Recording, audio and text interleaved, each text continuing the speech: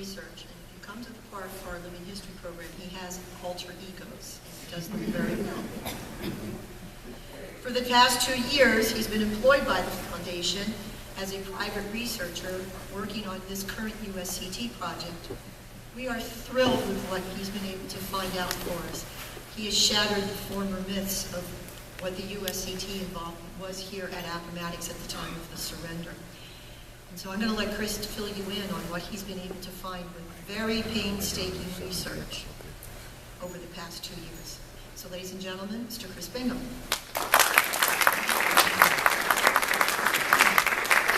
Thank you very much. Can everyone hear me okay? I might move around a little bit. I don't want to lose anyone, so if you can't hear me, please let me know. Well, first of all, good morning. Good morning. How's everybody doing today? Good. All right. Well, we're in day 3 of the 150th, and pleased to be here indoors, outside of the fog, and sitting in a tent for the last couple days, and this is much nicer. So thank you all very much for coming this morning. Thank you, Sue, for that excellent introduction. Appreciate it. Basically, what I'd like to cover today is the result of the research that was conducted, as she said, over the past 2 years into the United States Colored Troops, their service here at Appomattox, how many of them were here in 7 different regiments that we'll talk about, what they actually did while they were here, and who these men were. When this project started, the goal was to find out exactly how many United States Colored Troops were here at Appomattox with Grant's Army.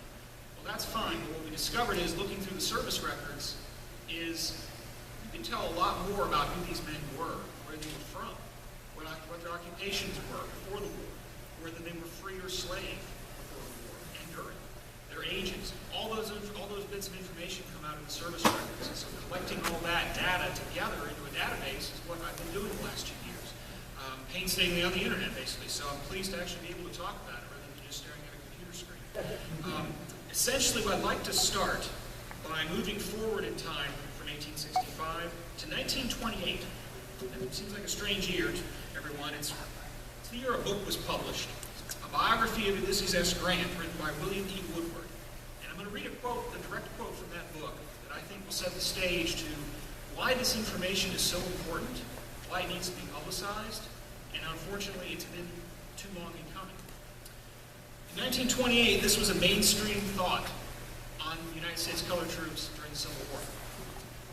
The American Negroes are the only people in the history of the world, so far as I know, that ever became free without any effort of their own. That was 1928. And as we all know, that is completely incorrect. What we're going to talk about today is the reality of the United States Colored Troops during the Civil War.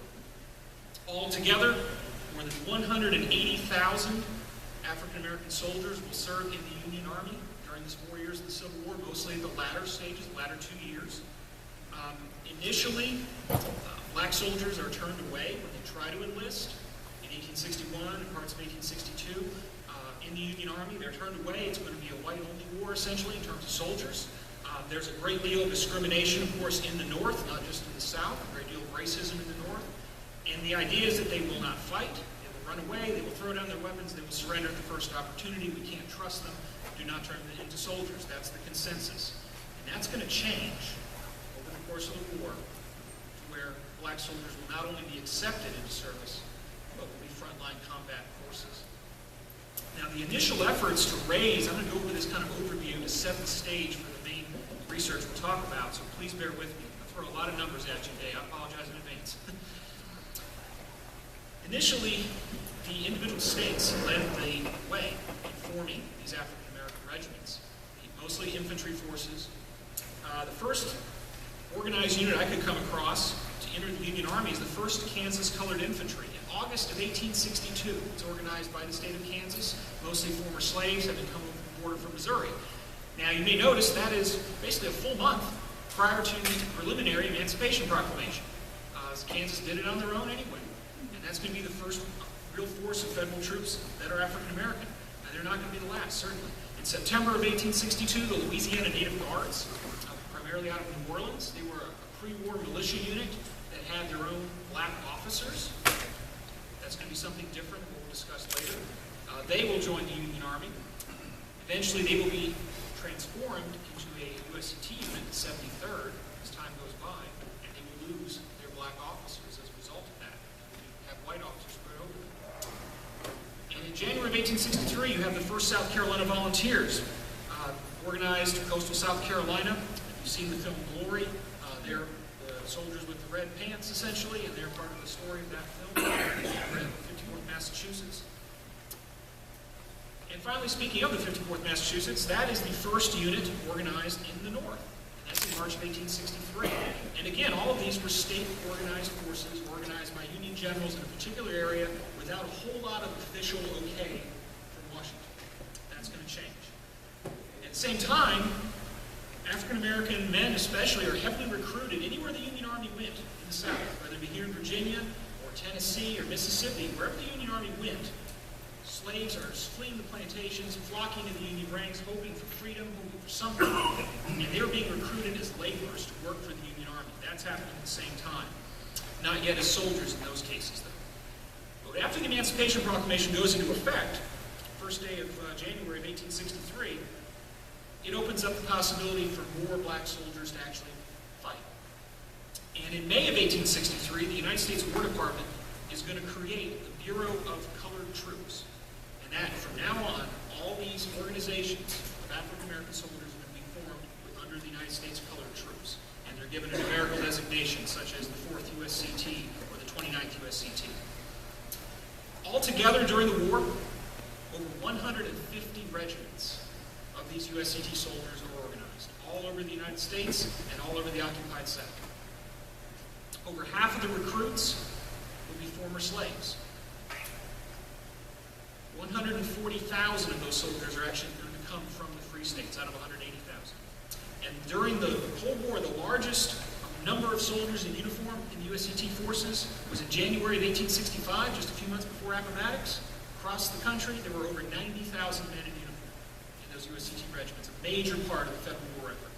Indeed, if they had not been formed, one wonders how the war may have gone differently. It may have gone a lot longer than it did. It certainly would have been different without their exertions and their sacrifices. While they were in service, these African-American soldiers faced discrimination at almost every level of the federal government from other white Union soldiers. They're paid unequally, as you may have seen dramatized in the film Glory. There was something called the Militia Act that was passed in 1862, and it said that blacks being recruited as laborers would be paid $10 a month. Well, when USCT regiments were organized, even though these were now combat soldiers, they were not paid $13 a month that Union white soldiers were paid. Kept it at $10. That wasn't addressed until mid-1864, more than a year later. They often received substandard weapons and equipment that were left over from other regiments. Shortage of officers, which led to discipline problems, and lesser medical care. And if they were captured on the battlefield by Confederates, they wouldn't necessarily be treated as prisoners of war. There's actually a promise by the Confederate government that any of these African-American soldiers captured would either sold back into slavery, executed, or sent to separate prison camps. And their officers in the same boat, they're white officers. So joining these USCT regiments was a great risk for these individuals, whether they were former slaves or free men from the North. As we'll see, many of them were just that. Overall, during the war, 37,000 United States colored soldiers died. And over 30,000 of them were from disease. They were actually 25% more likely to die of disease than a white soldier, partly because of the conditions they had and the lesser medical care offered them in many cases. Now, the regiments we're going to talk about today are 7 units that were here on the morning of April 9th, fought at the Battle of Appomattox Courthouse, and had a major role to play in that battle, as we'll see. They included the 8th, 29th, 31st, 41st, 45th, 116th, and the 127th USCT. They are all infantry regiments. These men are marching. They're not cavalry, they're not artillery, although there were cavalry and artillery units in the USCT, just not here. These regiments are being formed in different places. I'll briefly go through where these men have been, what they have done. First of all, with the 8th, it's going to be organized at Camp William Penn in Philadelphia, Pennsylvania, in the fall of 1863. It's one of the earlier regiments formed. Their first battle was at a place called Olustee, Florida. If any of you have ever heard of that engagement, it didn't get a whole lot of publicity necessarily. It's a fairly small battle. It's about halfway between Jacksonville and Tallahassee, but it's an extremely bloody engagement. And their baptism of fire, if you will, results in them suffering 310 casualties, killed, wounded, or taken prisoner. And many of those taken prisoner will actually end up in Andersonville prison.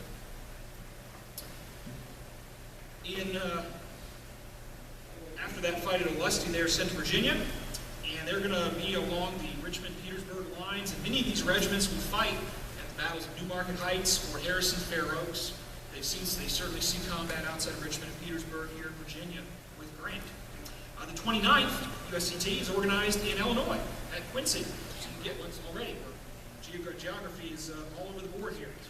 And initially, they were organized by the state of Illinois as a state regiment, but very quickly shifted into a USCT role, given a number, the 29th. They served as the garrison of Washington, D.C. for a while, transferred to Virginia, and as part of the 9th Corps, will fight at the Battle of the Crater, if you're familiar with that engagement, just outside of Petersburg in July of 1864, where the Federals tunneled underneath the Confederate position, hoping to explode a large gap that they could rush through. Well, the USCTs had actually trained for that attack for at least a few days or weeks, and at the last minute, instead of leading the assault, they will be the last group to go in, and they will suffer very heavy casualties. The 29th, their first real battle at the Crater, they also lose more than 300 men. So these men are certainly involved in the thick of the fight. The 31st USCI is organized in New York City, Hart's Island, spring of 1864. They are also in the 9th Corps. They're also at the Battle of the Crater, and also outside the siege lines of Richmond and Petersburg during that time. The regiments we're going to cover, these other four, have not seen as much fighting. 41st, 45th, 127th are all organized at Camp William Penn. About 1 in 10 of all USCT units is organized there. It's a major training center just outside of Philadelphia for the United States Colored Troops. And finally, the 116th is kind of unique in that it is formed at Camp Nelson, Kentucky.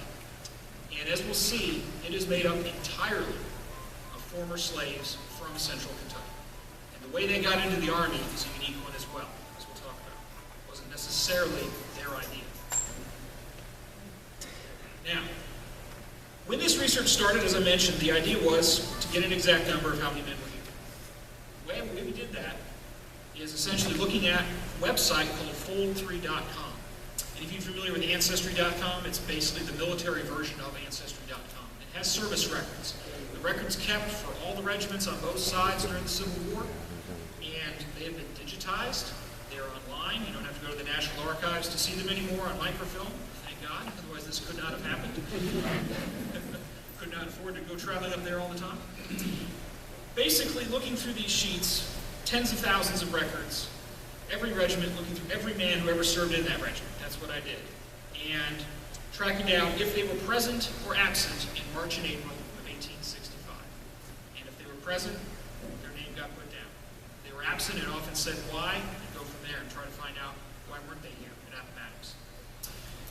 Now, traditionally, the National Park has always interpreted that there were about 1,900 or 2,000 USCTs present in those 7 regiments in the morning of April 9th. The number actually is the new number. The new research has shown there were more than 5,500. It's quite a bit of a jump. It also makes Grant's forces appear a little bit larger on paper than we thought before as well.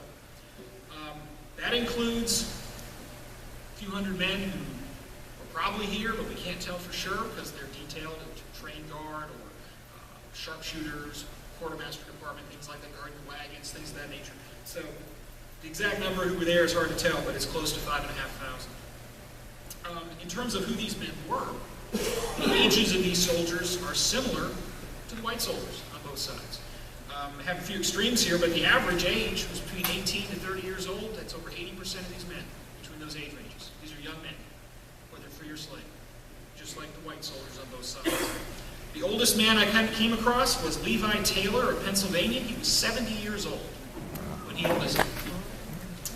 Believe it or not, he made that 100-mile march from Petersburg to Appomattox. He served with the medical corps. And Joseph Woodson, also Pennsylvania, he was only 15. He was a musician, probably a drummer boy. He was here.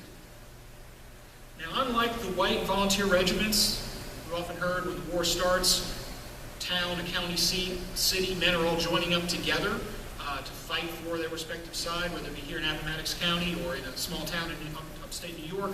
Everyone knows each other they're going off to war with. They're friends, neighbors, their fathers, their sons. Two of my ancestors were father and son in the same regiment.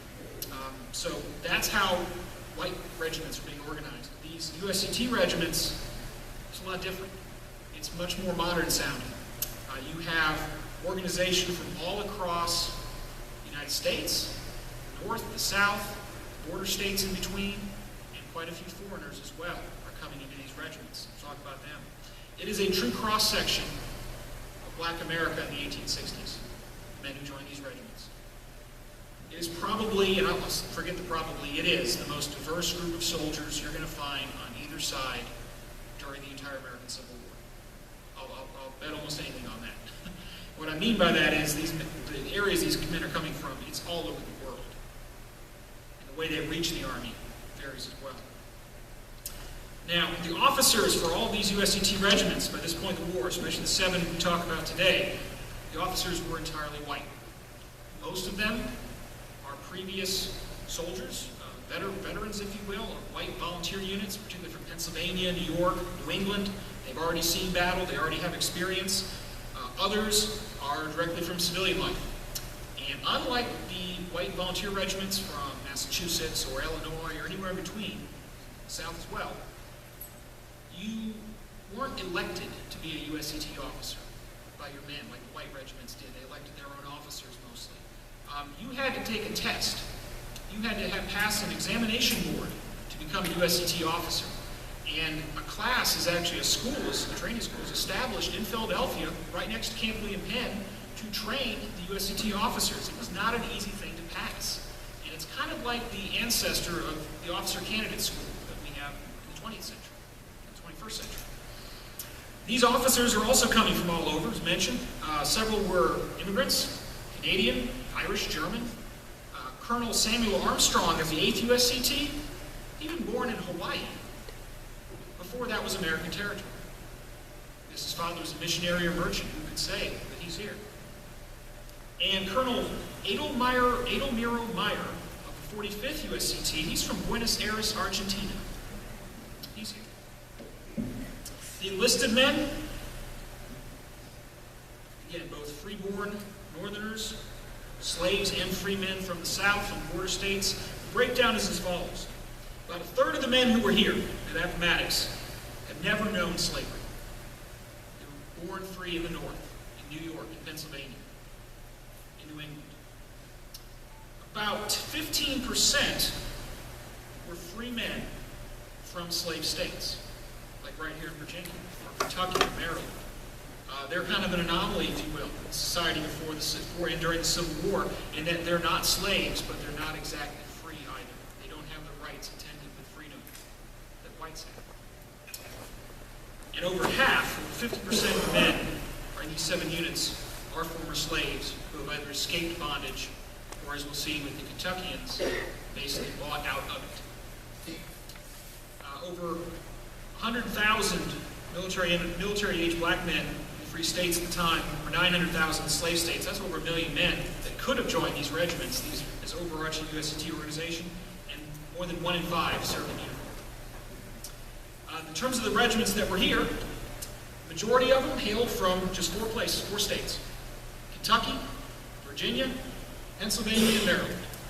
That's over half of the men who were here. Those were those 4 states. Others from Delaware. There are more than 50 men from Washington, D.C. as well, who joined these 7 regiments. A minority are from New York, New Jersey in particular, and all over the South. Tennessee, Mississippi, even as far away as Texas, Florida, Arkansas, the Carolinas. And this is when it got fascinating to me, and I hope this blows you away as well as much as it did me. 3% of the men who were here were born outside the United States. You had Canadians, men from the Caribbean, from Mexico, from South America, from England, from Portugal, from Africa, from India, from China, from the Philippines, the Cape Verde Islands, the list goes on. They're all here. How they got into the Army is another story for another time that I can't even but they're here. And we have a few personal stories with some names to go along in a moment. The occupations, all this is listed on their service records. Occupations before the war, you have your fair share of farmers and laborers, field hands and plantations in the South, certainly. But the further north you go, the more diverse the occupations get. Probably the single highest, aside from laborers and farmers, were barbers. Barbering is a huge occupation in free black communities in the North and the South. Waiters, cooks, urban areas like New York City, you can imagine these men coming from there. Domestic servants, boatmen, artisans like blacksmiths, coopers, masons, and quite a few sailors as well. Many of the foreign-born recruits are sailors. That's how they end up in this country and joining the Union Army. Now, the way they actually join the Army is depending where they're from. If you were a free man in the North, you wanted to join one of these USCT regiments in Philadelphia or New York City or Illinois, it's done, even though these are U.S. Army regiments at the national level. The states help out. Private groups like Union League clubs in Philadelphia and New York City raise funds to pay these soldiers. They were supposed to receive a bounty, basically a stipend almost, if you will, of $100 for each year of service. That's a lot of money in 1864, 1865. And again, they would be paid $10 to $13 a month, depending on if they resolved that by now. And that's how that money was raised in some cases. Now, northern states, even those who are against the idea of having black men in uniform, like the idea of having the USCTs go off to war for one very simple reason. There's a draft in the North. It's not very popular. There are riots in New York City in July of 1863 that leave nearly 1,000 people dead, the worst domestic disturbance in all of American history. It had to be put down by troops rushed from the Battle of Gettysburg to deal with it. And it's rampaging against the draft. It's race riot on top of it there in New York City. So the draft is not popular. And what states could do is they had a quota of, we need this many soldiers from your state to go off and fight. But if you recruit X number of black soldiers, you don't have to send as many white soldiers. So you see, if it did become popular, even those who opposed the idea. States are going to send agents into the Deep South to look for recruits. And they're going to get in the way because there's a war being fought. Let's face it. These generals in Mississippi and along the Mississippi River, in Tennessee, in Virginia, are worried about other things than these men coming through trying to get recruits from their laborers and their soldiers. So it did cause some trouble. Now, altogether, over half the men who were here volunteered to be in the Army. But a third would have got it a little different. You see, if you were a white draftee in the North, you've been drafted in the U.S. Army, and you didn't want to go, there are a couple ways out. First of all, you could buy your way out. You could pay $300. Don't worry about it. They thought that was just as patriotic at that time as actually serving as a soldier. The other way was to hire somebody who would go off and fight for you as a substitute. This goes back to the American Revolution. This was very popular. And anybody who was not able to be drafted could be a substitute.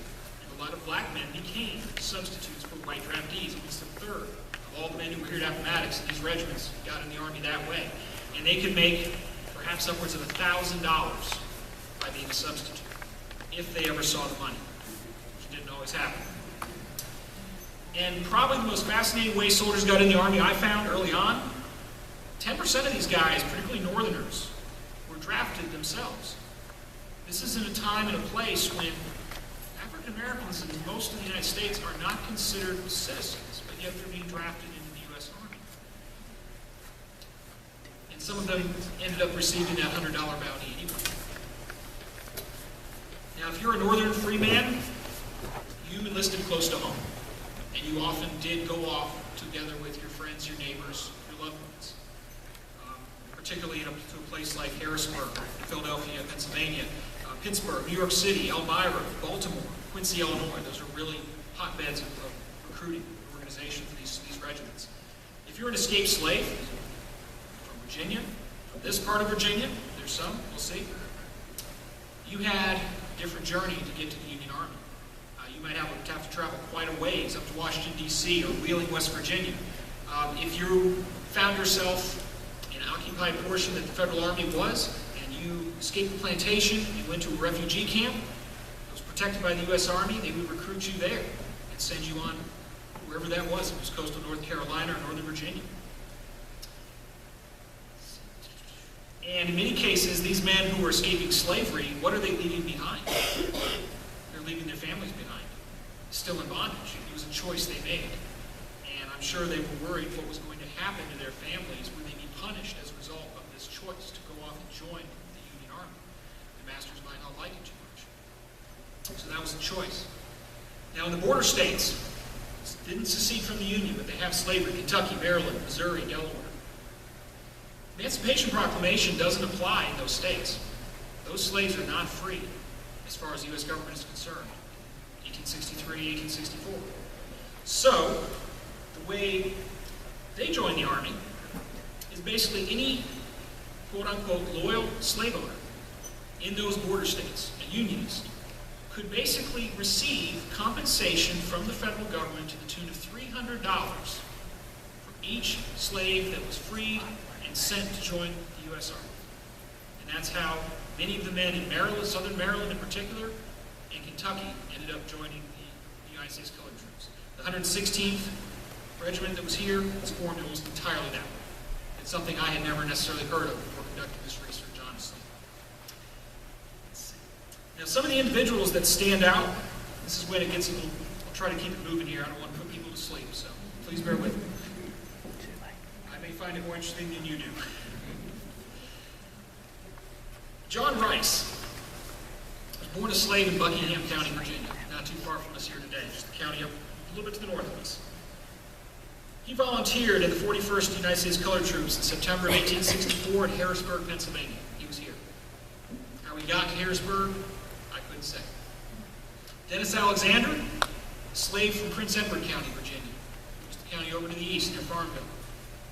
Parts of Appomattox County used to be located in what's now Prince Edward, Buckingham. And I haven't come across a soldier from Appomattox County, but then I got to thinking, if he's born before 1845, he wouldn't be. He'd be from Prince Edward or Buckingham or Campbell, so it's possible some of these men were actually from right here. And ended up coming back in 1865 in very different status.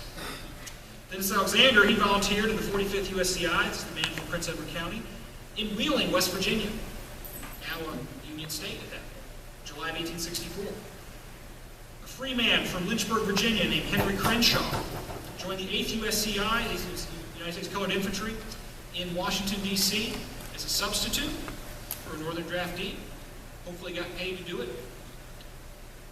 John Edwards from Campbell County, a slave at birth, joined the 29th United States Colored Troops in Cairo, Illinois. How he made it that far west, I couldn't say. But he's here. And now let's turn our attention north a little bit. Isaac and Jonathan Buckmaster, brothers, laborers from Gettysburg, Pennsylvania. They will join the 8th United States Colored Infantry in Philadelphia in September of 1863. Now that date, compared to Gettysburg, means something. It's just 2 months after the Battle of Gettysburg. And you can imagine these young black men having witnessed the Confederate Army in Northern Virginia enter southern Pennsylvania, in some cases rounding up what they considered to be former slaves, sending them back into slavery in Virginia. In many cases, they